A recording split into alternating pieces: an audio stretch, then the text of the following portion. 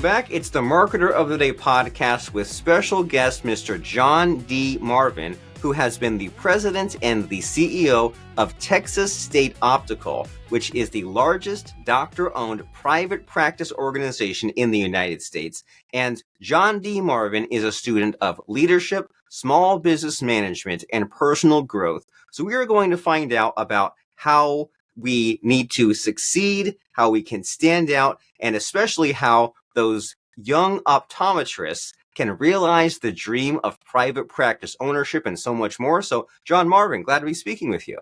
Well, thank you, Robert. I appreciate the opportunity to spend this little bit of time with you.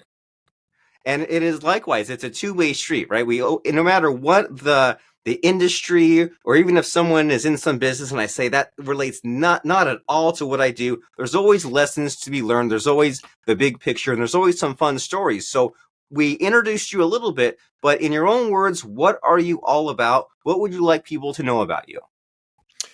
Well, I tell you, my career path has started and now largely centers around brand management, marketing, and helping an organization to provide an opportunity for young ODs, young optometrists, to own their own private practice if they choose to do so.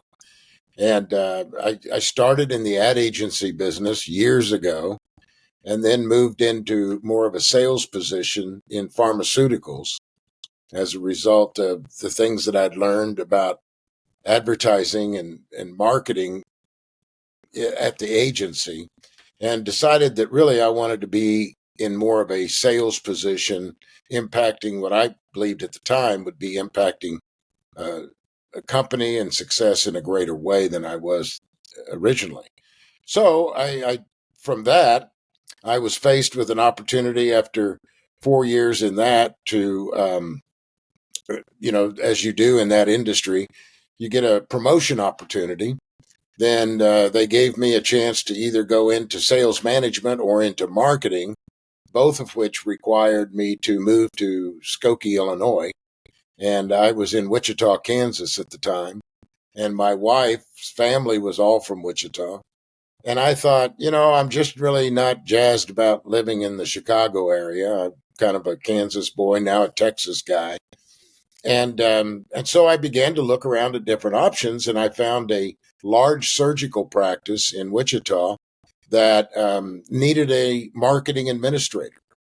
And so I got hired in that job, and from that built a optometry referral network and a surgical center in that role, and used the surgical center as kind of a leverage to bring in more optometric referrals. And while I was at that surgical practice in Wichita for a number of years, I met another ophthalmology practice in Houston, Texas. And they ended up inviting me down to take a similar type of role with their practice. And in that role, I came across Texas State Optical and ended up leaving after 4 years the ophthalmology group and took a position with a large marketing research firm and began to work with them and do market research in a number of different industries.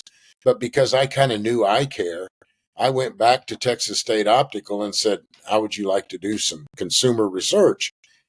Which ended up into a 2-year project and eventually spun off my own consulting business in market research and consumer research and marketing management group. And it was in that role that I began to do strategic work for Texas State Optical. And a few years later, in 2000, was asked by the franchisees, the company was a franchise organization, to help them acquire the company. And so I went through a year of negotiation with Texas State Optical, and in those negotiations for acquisition. And the franchisees asked me at that time if we were successful, would I be willing to come on as the new president, which I did in 2001. And since that time, have worked to grow the network and build it out in terms of an organization, and do so by positioning our business model at helping young ODs who might be out of school 3 or 4 years, and they really would like to open their own practice, but they didn't know really anything about how to go about doing that. And we put together really a turnkey system to do so. Now, the company itself, the business model is a brand license company. And so the business that we're in is working with a young optometrist to open their practice, and then they license the use of our trade name, which has been well established. The company was actually started in 1936. So in Texas, it's got an 88-year history. And so a lot of name awareness, a lot of recognition, and consumer familiarity, all of things I learned in that 2 years of research that I had done for the company. And, if you do that kind of consumer study, you really get intimately familiar with the business. You know their strengths, their weaknesses, and how to take that brand and position it in a better way, a more profitable way, and certainly one that's got a more value to consumers. And so I've been doing that since 2001, and we're still doing it. Fantastic and exciting. And there's so many cool lessons in what you've shared already, right? Like you talk a Yes. lot about this idea of transferable skills, basically. And that if you, and this is especially true these days, right? Where like kind of the old way was being stuck in a profession or stuck in a job, but even more so post pandemic is this whole idea of the location freedom and of saying, well, if my job wants to keep promoting me up and they want to send me over there and I don't have to do that, right? I have these other skills I've built up. I have these other relationships. And if you have some of these kind of job finding, interviewing, prospecting skills, then you can go and find some other place and develop your own solution. And a lot of what you've shared here is about the people, right? And the relationships and how can I solve these sorts of problems? And I made it especially a mental note what you said near the end there about being so deep into your industry and knowing the strengths and weaknesses and how to position the brand, because I'm sure that that's kind of a tricky, like non-linear process, right? Especially, and it might like even change over time of saying like, okay, we have this kind of optometry franchise, and instead of just like beating people over the head with it and saying like, here's our company, we're so great, you're saying like, hey, are you this type of person? Are you this young optometrist with this problem? And so I find that idea really cool and interesting, right? Of like kind of positioning it in an emotional way and finding the story. And so can you tell us about that? Like, how do you go from saying, well, I've got this optometry business into finding the magic? And when you're doing like these sales calls or you're like presenting the offer to someone, how do you make it really fun and exciting and interesting and something people want? Well, I want to touch on uh, something you said there, and that is the ability to transfer skills from one opportunity to another and leveraging the relationships that were mentioned in my introduction. And one of the things that I learned early on, especially when I began to focus a lot on consumer understanding, is that I specialized in a process, not an industry. And I think that I developed a set of skills and an ability to um, listen to and understand consumers in a way that could apply to any industry. And while I was working in the this firm that I had set up, I did work in professional sports, restaurants, a lot of different industries, but the fundamental activities are always the same. And so I specialized in that process, not a particular industry. So when I had this opportunity with Texas State Optical, I just continued to do that. And I began to listen to the prospective members of our network. And as I would sit down with a young optometrist, I didn't go into some sales pitch with a PowerPoint presentation. I spent an hour and a half listening to them. What is it that you want? Where do you see yourself? And then I just simply said, I think I've got the resources and the support to help you do that. And if there were a way that you could not have to know everything about opening a new business, and we could put you and help get you into your own business, would that be something you'd be interested in? And some said yes, many said no. And so it's just like any other opportunity, especially when you're trying to build a network of people of different, in this case, optometric locations. Then part of what I learned in the consumer side helped me better understand how to connect those two sets of desires, what the young optometrist wants and what the consumer wants. And here's how we put those two together, and you can be successful doing it. And that's been something that's probably a core principle. I would call it a core principle is everything starts and ends with the consumer. And the people in business that don't pay attention to the consumer find themselves eventually displaced and their industries disrupted by others who are listening to consumers.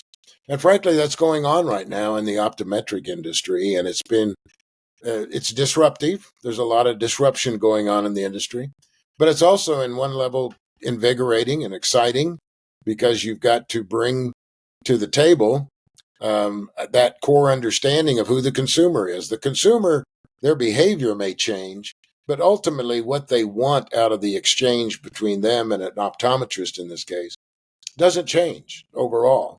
How they go about accessing those services, how they want those products delivered to them, those things can change. But at the end of it, it all comes down to basically the core principles and the desire the consumer has for what you're presenting to them and selling to them. Wonderful. What a concept, right? Just listen Yeah. and figure out what they want and then say, hey, well, based on what you've told me, we can help you get there. And then also you threw in there this idea of it being a numbers game, right? That you're not for everyone, everyone is not for you, but you keep having these conversations and you eventually get there. And especially the idea of having like a franchise of sorts, I think is a really maybe not spoken enough about idea because, and I'm always amazed when I hear about like, oh, there's a franchise for house painters and for plumbers and for dentists. They're all over. And like Mm-hmm. you said earlier on, it shortcuts a lot of the headaches of starting a business. And so I'm really curious about what you said there about that some of these businesses are missing the point, right? And they're not listening to the consumer and they might be in this kind of a death spiral where eventually they'll be replaced. And so what are many optometrists missing, like as far as what these consumers want and these kind of core principles? Like what are they not listening to? Well, the optometrist in the industry I'm in, and which is about 60% of all of the eye exams that are performed in the United States, are performed by a private practice. And so, overwhelming majority of those. Well, you can imagine the supply and the vendor community behind those people. And unfortunately, the vendor community has taken an approach that all they have to do to be successful is to make the doctor happy. And the doctor, who's gone through 4 years of postgraduate study, none of which was around operating a business, none of which was around understanding consumers, and none of which was pertaining to retail, which the optometry practice business is a retail business. And people go to the optometrist to get their eyes examined and then purchase either eyeglasses or contact lenses. The scope of their capability has grown over the years. And so there are primary care areas of eye care, but it's largely the optometrists are largely clinicians. They come out clinically competent, but when it comes to running a business, they're not. So when your supplier and your vendors are basically ignoring the consumer and just placating to the desires of the optometrist, then you can end up with selling a lot to optometrists, but optometrists really need the help in understanding their consumer and the marketplace. So a great example is Warby Parker, which everybody's probably familiar with. Warby Parker came out several years ago and upended and disrupted the industry that I'm in, and was the target of a lot of villainous talk by optometrists and the industry. And all they did, the story is amazing. The three guys going to Princeton, all wearing glasses, said, why does it cost $300, $400, $500 for a pair of glasses? And so they put together a company that had a simple offer. We'll sell you a complete pair of eyeglasses for $99. And it upended things. And all they did was listen to consumers, themselves being a consumer. But this industry they disrupted hadn't been listening to consumers. And sadly, I think to this day, still isn't listening as much as they should be. Because I have to agree with our friends at Warby Parker. Why in the world should a complete pair of glasses cost $600? I mean, it's just gotten kind of silly and crazy. But the reason it does is that the people that sell the lenses to the doctors charge a lot of money. The people that sell the frames to the doctors charge a lot of money. And then in the last 25, 30 years, a third-party payment system has come into play. And so now everyone's trying to satisfy the third party and meet their requirements, and the customer kind of gets left on the sidelines. So that's a good example of how an outside entity, a company was created because our industry wasn't listening to consumers. And now when it becomes a third-party paid service, it's why do you need to?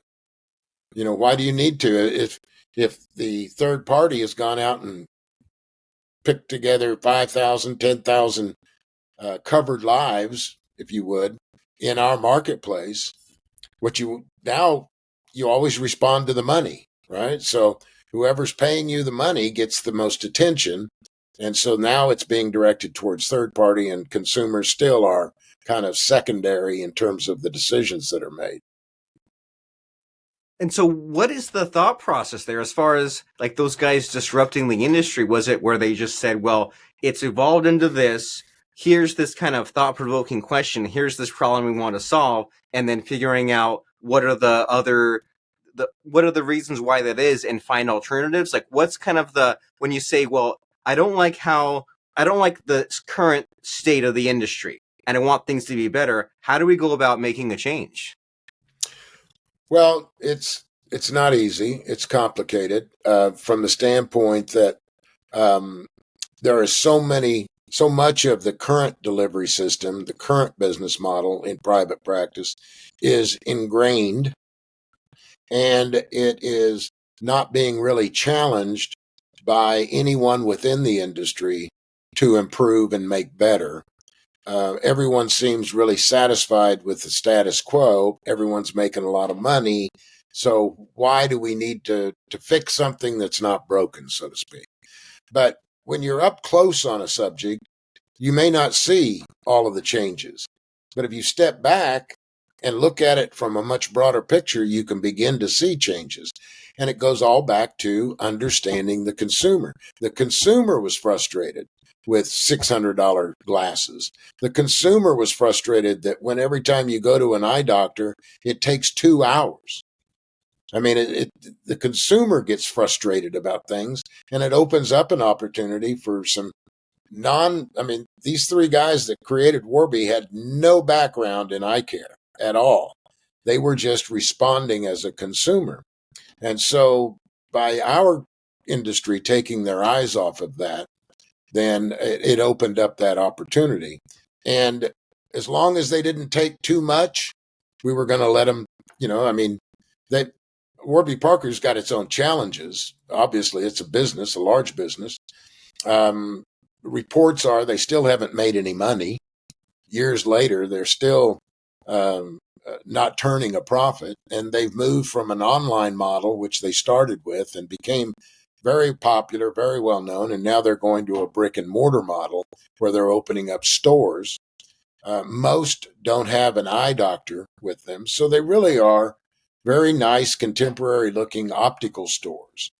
But they still take a piece of the business out of the pie that traditionally was belong to private practice optometry or large corporate chains like Lens Crafters or Eye Masters, then now Vision Works. And so the thought process was really from the disruptor standpoint was let's just try to fill a niche that we know people are frustrated with. And we don't have to sell something to everybody. We just have to sell enough that we can build a business around it. So from our standpoint, my advocacy in the last 10 or 15 years has been we've got to start looking at the consumer because the consumer ultimately will determine our future. And if we don't, then we'll have a future like Blockbuster. And I don't mean Texas State Optical necessarily, although it's a part of it. I mean private practice optometry will go the way of companies like Blockbuster. One of the analogies I use, because we're a brand company, right, is that I remember growing up that Montgomery Ward's was one of the biggest department store chains. A big competitor was Sears and J.C. Penney, and Montgomery Ward's took their eye off the ball. And pretty soon their business model began to pass away and die away. And now, I mean, it took Sears a little bit longer. It took J.C. Penney. J.C. Penney's still in business, but has been through a number of different ownership structures and so forth. And that business model, if you continue without innovation to try to improve it and make it more aligned with consumers' preferences, then it's managed decline. That's what we have left as our opportunity. And private practice healthcare is changing. And again, my first job was in a Rexall drugstore in Western Kansas, owned by a pharmacist, and it was his business. And you went to a drugstore that was always owned by a pharmacist. Well, those don't exist anymore. And it was because they didn't respond to consumers and what the consumer was preferring. And other companies came in and decided that they could do so better, more efficiently, and more profitably. And you're answering a lot of questions that sometimes I don't know about you, but sometimes I daydream about these huge companies, and I'm just like, how is it that they last for decades, centuries, but then they end up declining? It's a little scary, right? You think about like how does it happen? And so you're explaining a lot of how that does happen, that it's working just well enough and they don't like innovation, they don't want to change, but then someone else comes in with the disruption and eats their lunch, and they end up kind of with the, as you said, the managed decline. They keep hanging on, and it's almost feels like kind of counterintuitive, right? This idea that you have to be looking towards the future, be looking at where the consumer is frustrated for perhaps a non-immediate reward, and saying like, hey, this isn't a problem now, but it might be a problem in 5-10 years if someone else comes along and has some, as you said, it was like a more effective and profitable solution that starts to eat away at us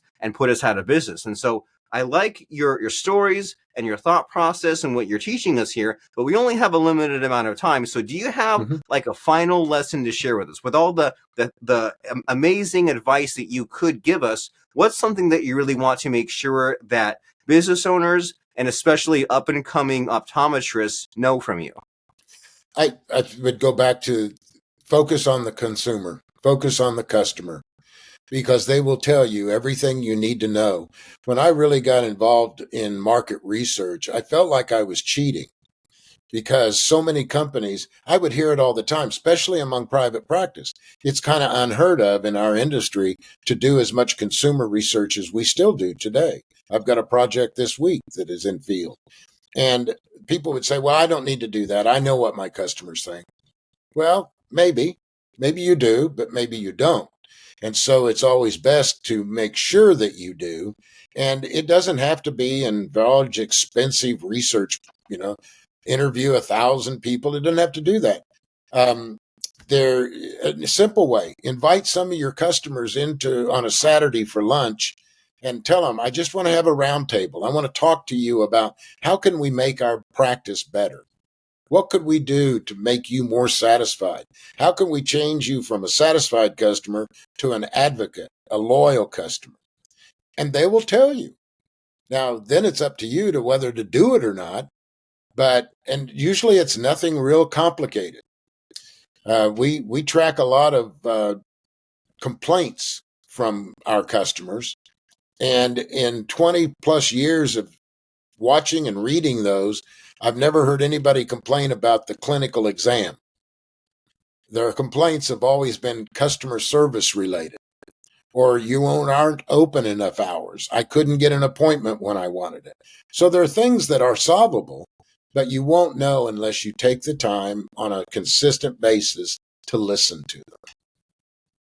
Wonderful. I like that a lot, about doing it on a consistent basis and be curious. And I'm making a mental note of, there was a phrase that you said in there about like I know what my customer wants, which can be really dangerous, right? Like maybe Yep. you know what your customer wanted 5 years ago, or maybe you heard this or that about what your customer wants, but where are they unhappy, dissatisfied? Where can you improve things? How can you turn them into your best advocate? So this is wonderful advice and timeless advice for us to think about in order to stay ahead of things, stay competitive, and disrupt the disruptors. And so what are some next steps here? If someone is listening to you, Mr. John D. Marvin, my mistake, and they want to know about the Texas State Optical or any other contact information, or just something you want more awareness of, what are some next steps, websites, URLs to go to? Well, probably the easiest way is to go to tso.com and under there's a menu option there about join TSO. And if you go to that, you don't have to join TSO. But what is there is a link to schedule a phone call with me. And Robert, I'd talk to anybody. Anybody listening to this, they just want to take 30 minutes and shoot the breeze about marketing or about brand management. I'd welcome that opportunity. If there's a young OD that's interested, there's no commitment to it. If you just want to talk, just want to learn more.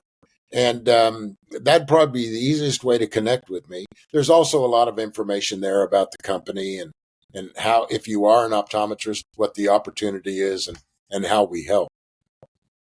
Wonderful. And that is some good energy for all of us to tap into, this idea of being a person that just wants to chat. And you have your office hours, and someone, if they're curious and if they are making that effort to talk with you, that is definitely a conversation worth having, because you pick up these insights. And very worst case scenario, you get kind of re-energized about your marketing, or maybe you kind of reinforce what you already know about what you're aware about what the consumer wants. But even like, we've all had conversations like this where we pick up some little nuggets, right? Some little anecdotes. Sure. We get like a spark of some idea. And so that's some really good practice for us all to have, is being a person who does these kinds of regular meetings. And so you out there in podcast land, if you're an up and coming optometrist, if you're a marketer, business owner, and you like to chat with Mr. John D. Marvin about marketing or any of this, as he said, go to tso.com.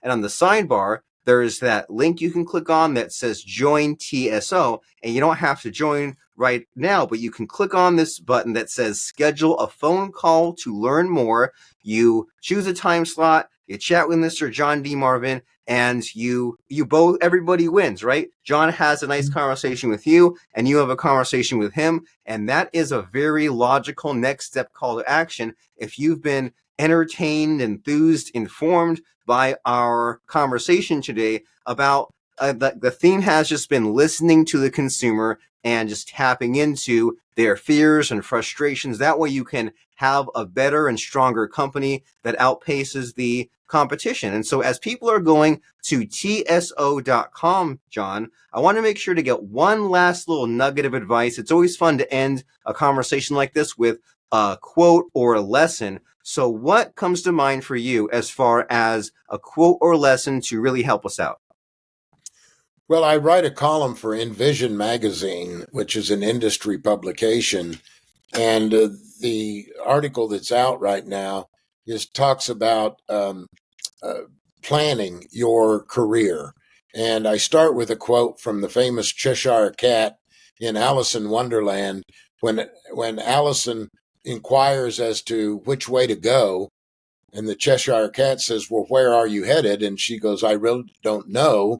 And he says, "Well, then any road will take you there." And I think that there's a lesson in the fact that if you don't be intentional about managing your practice as an optometrist or your small business as an owner, if you're not intentional, you don't know really where you're going, then you'll end up on any road and you won't know where you'll end up. But you can take control of that. You can be intentional and you can plan the future you want for yourself. That is very powerful. If you don't have a target, you won't hit it. And so to get on track, check out TSO.com. We've been talking with John D. Marvin, president. So go there right now, TSO.com. And thank you very much, Mr. John D. Marvin, for a fun conversation. Lots of topics. I learned a lot, had fun, laughed a little bit. I hope you did too. Thank you, Robert. I did. I enjoyed it. Anytime. Appreciate it.